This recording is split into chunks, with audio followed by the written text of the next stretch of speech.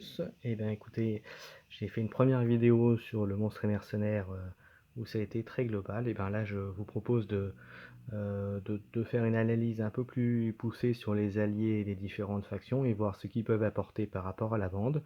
Je vais essayer de tous les faire, en tout cas celles dont j'ai déjà fait la présentation lors de précédentes vidéos.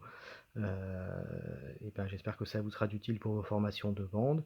Et puis n'oubliez pas que voilà, il faudra que vous fassiez des scénarios de campagne avec, et que j'espère que vous arriverez à battre les gros monstres qui arrivent, donc notamment la chimère.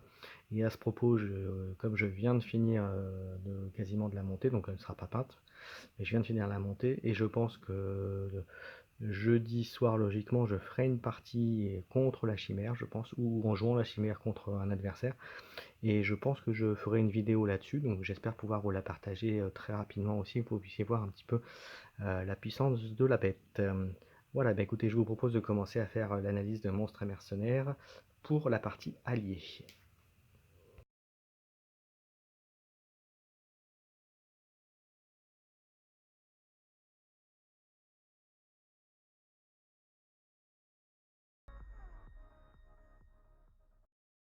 On va commencer l'analyse des alliés par ceux des Stormcast, puisque c'est la faction que je joue moi actuellement, donc je serai plus à la même de vous donner mes premiers ressentis.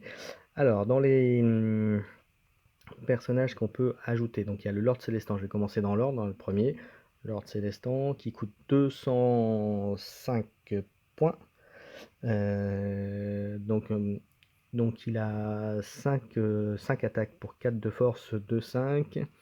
4 d'armure, 4 de déplacement, 5 d'armure, 30 points de vie. Et en capacité particulière, il a magie de l'orage, choisissez un combattant ennemi visible à 6. Jeter de ce combattant, jeter 2 dés pour 4, 5, elle de dégâts, pour 6, elle autant de points de dégâts que la valeur de cette aptitude. Donc, comme c'est un double, c'est une capacité qui est très facile, c'est un bon combattant. 5 dés pour 4, 2, 2 5, c'est très très bon.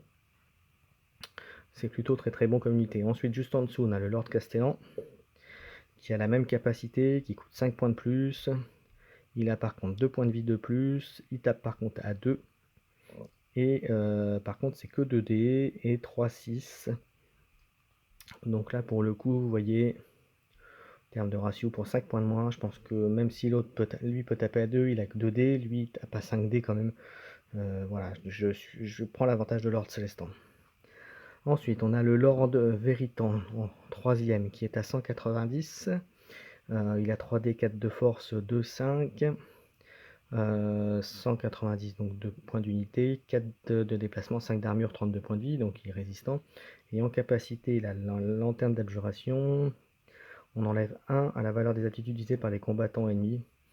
Donc pour moi c'est situationnel, parce que même si les aptitudes vont être utilisées, ça fera que 1, c'est cher payé pour une unité. Voilà, déjà que les Stormcast n'ont pas beaucoup d'unités sur le terrain. Alors après, ça peut aussi permettre de rajouter une unité peut-être un peu plus forte dans la composition, mais vous perdez peut-être en patate, voilà, peut-être en capacité de frappe. Voilà, mais bon, voilà, ça reste une unité correcte. Mais vous voyez, je préfère largement, vous voyez, pour l'instant sur les 3, je prends largement lors de Célestin. C'est d'ailleurs ce que je pense, on va vous verrez après, mais je pense que c'est l'unité que moi je rajouterai dans ma bande. Ensuite, on a le Knight Questor qui est à 220 points, 4 de mouvement, 6 d'armure, donc il faut y aller, 30 en PV, 4 attaques, 4 de force, 2, 5, et en capacité particulière, il a le défi héroïque. Ajouter la moitié de la valeur de cette aptitude arrondie à la capacité d'attaque, la prochaine action d'attaque avec une partie de portée de 3 ou moins, et ciblant un ennemi, un leader ou allié. Donc voilà, donc c'est très bien, c'est très fort. Alors c'est situationnel, certes, parce qu'il faut aller taper le leader, mais d'un autre côté, voilà, vous faites un 6, comme c'est un double, vous rajoutez 3 attaques, comme il en a déjà 4 pour 4 de 5, voilà, faites mal. Mais après, ça reste situationnel, donc vous voyez, pour l'instant, je suis encore sur cette première-là, parce que vous pouvez l'utiliser dans plein de situations. Et vous voyez, moi par exemple sur ma composition, où mon leader c'est le chef à la belle étrier, mais celui qui est à 210 points, voilà, je gagne 5 points, donc peut-être que ça me permettra de changer une unité ou de modifier ma compo légèrement. Parce que vous verrez, mais enfin, pour ceux qui utilisent Stormcast, des fois ça joue vraiment à 5 ou 10 points hein, en fonction de la formule que l'on veut mettre dans sa bande. Ensuite, on a le Chevalier Vexilor qui est à 180 points. 4 de déplacement, 5 d'armure, 30 PV, 3 attaques à 4, 2, 4. Et en capacité, il a le quadruple vent de tempête. Jusqu'à la fin du round de bataille, ajouter la valeur de cette aptitude à la carte de mouvement ami qui commence en activation à 12 secondes. Voilà, donc c'est du mouvement supplémentaire. Est-ce que les Stormcast en ont vraiment besoin? Oui, non. Parce que si vous prenez si vous avez une formation avec des albatriers lourds, la distance vous l'aurez pour tirer généralement. Donc vous n'avez pas besoin de vous déplacer plus que ça. En revanche, si c'est une groupe avec des griffons, ça peut valoir le coup d'être être sûr d'aller sur sa cible, d'attaquer. Voilà, c'est situationnel et ça dépend vraiment de la bande que vous prenez. Donc vous voyez, là encore une fois, moi, directement, c'est plus celui-là. Par rapport à ce que je veux faire moi, attention, hein, entendons tout bien. Je pense que certains d'entre vous ont trouvé des compositions intéressantes avec les autres. Ensuite, le Knight Heraldor, lui qui coûte 195, 4 de mouvement, 5 d'armure et 30 points de vie. Et alors lui, comme capacité, il a onde de tonnerre de corps de guerre, choisissez un combattant ennemi visible à 12 de ce combattant et qui est sur une plateforme, jetez un dé pour le combattant choisi, pour chaque autre combattant ennemi à 6 du combattant. Sur 4+, allouez 3 points de dégâts au combattant concerné. Bah c'est pareil. Alors là pour le coup c'est ultra situationnel parce que même si à l'usage, même s'il y a des décors, on les utilise pas forcément. Voilà. Donc c'est une capacité que vous n'utiliserez pas beaucoup. En plus ça coûte un triple. Alors effectivement ça peut faire beaucoup de dégâts, mais c'est quand même ultra situationnel. Donc là vous voyez encore une fois, moi surtout tout cela, directement Lord Célestin en premier. Voilà, bah écoutez, on va passer sur un autre groupe d'alliés. A tout de suite.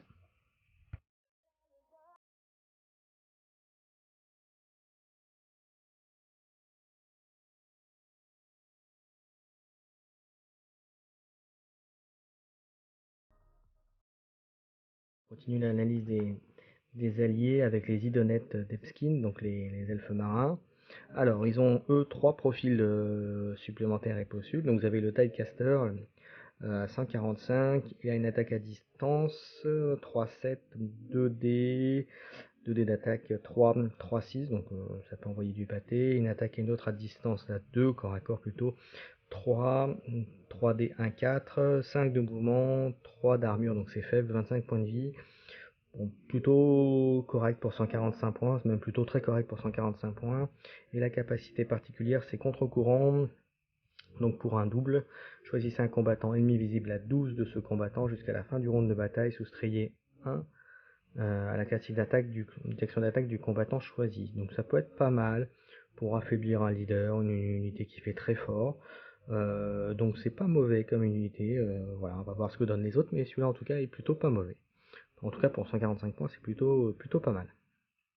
Même si c'est assez faible en termes d'armure, 25 points de vie, il faut quand même aller les faire. Donc voilà, on a le temps il y a le temps de faire quelques dégâts avec. Ensuite, on va passer au Soul Render à 150, donc il se déplace à 5, 3 d'armure, 25, donc là c'est pareil, toujours léger. En capacité, il a une attaque à 2 pour 4D, 4 de force, 2, 5, et une attaque à 3, 3D, 4, 2, 4, donc là vous voyez en termes de stats pur, je préfère largement celui-là.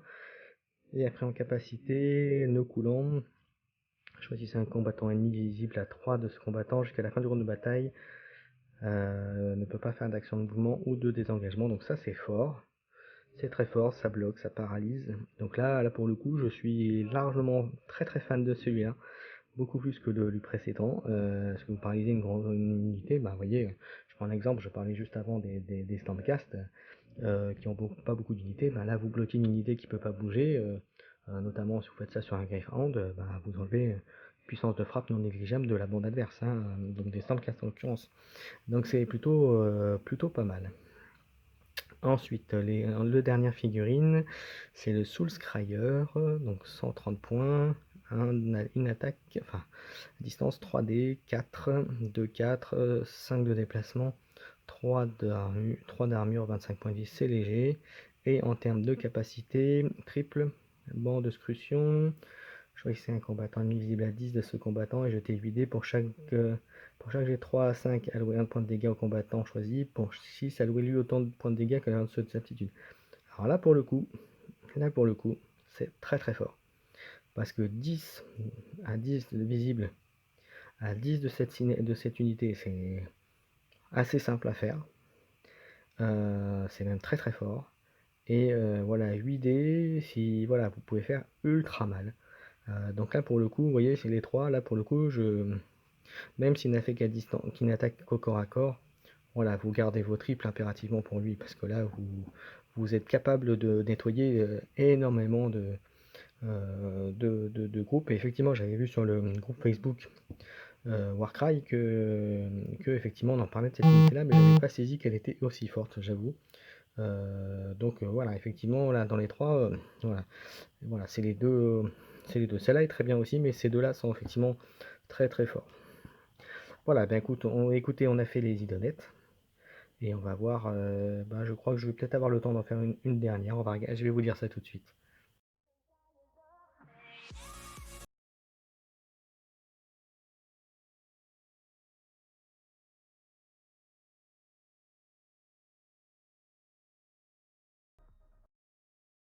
Pas son plaisir, on va continuer, on va terminer avec les Night Hunt et on fera les autres hein, dans le cadre d'une autre vidéo. Donc alors les Night Hunt, donc ils ont 5 profils supplémentaires. Donc le chevalier des Knight of Shrouds, 225 points, donc c'est plutôt pas mal en coup. 5 des 4, 2, 5, donc c'est plutôt très fort. 6 de mouvement. 5 d'armure, 25, donc là c'est énorme, c'est une très bonne stat pour 225. Et alors lui, il propose en capacité le quadruple fauché comme les BL, allouer autant de points de dégâts que la valeur de cette attitude à tous les combattants ennemis visibles à 3, donc c'est assez classique, mais bon, un quadruple c'est quand même cher, mais ça peut être très fort, bien utilisé. Et l'autre capacité, triple invocation de Nagash. Jusqu'à la fin du round de bataille, ajoutez 1 à la caractéristique de force des actions d'attaque ayant une caractéristique de portée de 3 au moins par les combattants ennemis visibles tant qu'ils sont à 6 de ce combattant. Alors, moi j'avais vu sur le Facebook, encore une fois, de Warcry Grand Fogon, que effectivement vous faites ça sur des unités qui ne sont pas forcément des attaques très fortes, comme par exemple les Pigrust Hot qui ont une force de 3, vous les faites passer à 4, donc forcément ça peut faire toute la différence. Puisque c'est souvent l'armure sera plutôt autour de 4 voilà, pour toucher, donc ça fait déjà gagner, au lieu de taper sur 5, vous tapez sur 4, 5, 6. Voilà, c'est quand même assez formidable, assez fort. Ensuite, vous avez le Cairn Wraith qui a 220, qui tape à 2, 4, 4, 2, 6, donc c'est très bien aussi. 6 de mouvement, c'est plutôt pas mal. 5 d'armure, c'est bien. 25, c'est bien aussi. Et en capacité, il a aussi fauché comme les blés, donc à faire des dommages autour de lui. Et l'autre, ça doit être la capacité qui était sur la bande. Alors, je me souviens plus ce que ça fait, mais il me semble que c'est celle des touches critiques comme les Spiritos, il me semble. Je vous confirmerai, je vous mettrai en commentaire si jamais je me trompe ou si je retrouve. Voilà, mais en tout cas, voilà, c'est pour moi effectivement aussi une bonne unité. Ensuite, Lord Executioner pour 230, 6 de déplacement, 5 d'armure, 25, 3, 5, 3, 6, donc ça cogne. Et en capacité, il a la mort en face. Choisissez un combattant ennemi à une distance de pouce égale à la valeur de cette aptitude, jetez un dé sur 3+. Jusqu'à la fin du round de bataille, le combattant ne peut pas faire d'action. Voilà, vous bloquez comme comme pour les Idonet tout à l'heure, c'est une personne, voilà, vous bloquez un personnage, il ne peut pas faire d'engager ou ce mouvement, donc voilà, donc c'est plutôt très bien aussi. Ensuite, le Spirit Tournement pour 220, il peut tirer à taper à 3, 4D, 4 attaques à 4 de force, 2, 5, et en mouvement 6, 5 et 25 en armure et 25 en point de vie. Voilà, c'est très bien. Et en capacité, il a injonction de nagage, donc augmenter la force. Voilà, les combattants ennemis qui sont à 6 de lui, donc c'est plutôt très fort. Moi, pour l'instant, de ce que je vois, je pense que les deux meilleures unités, c'est ces deux-là. Pour l'instant, on va regarder la dernière. Alors, la tombe Banshee, qui est à 210. Elle a 2 attaques, une attaque au corps à corps qui est à 3 dés, 3 force, 1 4, donc pas grand chose, pas très fort. Et une attaque à distance 3-7 pour 2 dés, 3, 3-6, c'est encore pas grand chose. Par contre 5 d'armure, 25, 6 et en capacité particulière. En aptitude, elle a touché funeste jusqu'à la fin de l'activation de ce combattant. Chaque touche et action d'attaque effectuée par ce combattant, il y a une caractéristique de 3 au moins. On voit quand même une croix critique, donc c'est exactement l'autre que les machins. Pour le coup, je suis pas très fan. Là, vous voyez, en termes d'unité, je suis plus sur ces deux-là, en termes d'utilisation. Voilà, entre le Knight of Shroud et le Spirit Torment.